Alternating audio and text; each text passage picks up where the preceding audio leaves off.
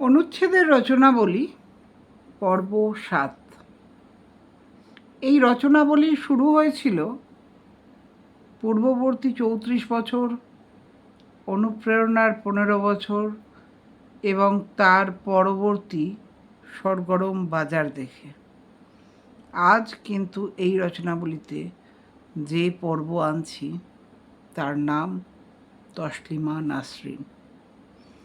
আমার মেয়েবেলার তসলিমা নাসরিন, যার নির্বাচিত কলম পড়তে পড়তে একটু একটু করে শিখেছিলাম মেয়ে হওয়ার মধ্যে কোনো লজ্জা নেই।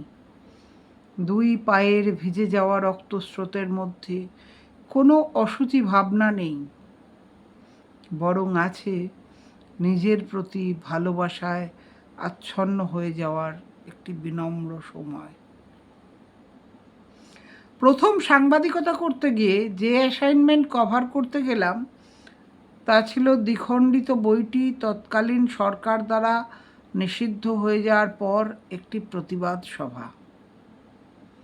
সেই সভায় সুনীল বলছিলেন, সন্দীপন বলছিলেন প্রতুল মুখোপাধ্যায়ও। মফস্বল থেকে আসা একটি আধা গাইয়া মেয়ের কাছে এসব বড় নতুন লেগেছিল। আমার মেয়েবেলা, আমার নির্বাচিত কলম প্রতি মুহূর্তে দ্বিখণ্ডিত হয়ে যাচ্ছিল সেই প্রতিবাদ সভায় বসে বসে। তারপর এলো এক ভয়ানক সময়, যে সময়ে দাঁড়িয়ে এই শহর তসলিমাকে নির্বাসনে পাঠালো একমাত্র কলম ধরার অপরাধে। খুব কষ্ট পেয়েছি, কিন্তু রোধ করার কোনো উপায় খুঁজে পাইনি। সেই তসলিমা আজ ফিরে আসছেন। আমাদের শহর কলকাতার আনাচে কানাচে জোর গুজব, মৌলবাদ নাকি মৌলবাদ বিরোধিতা।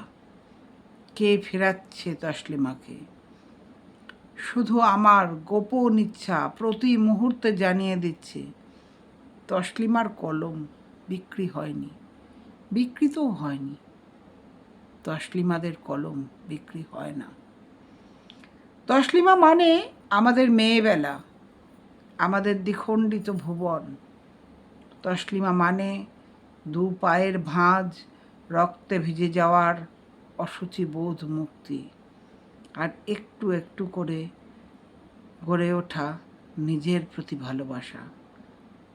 আমি জানি, আমরা সবাই জানি, তসলিমার আগুন ঝরা কলাম আজও মৌলবাদের বিরুদ্ধে গর্জে উঠবে শানিত তরবারির মতো সব সামাজিক অবক্ষয়ের বিরুদ্ধে।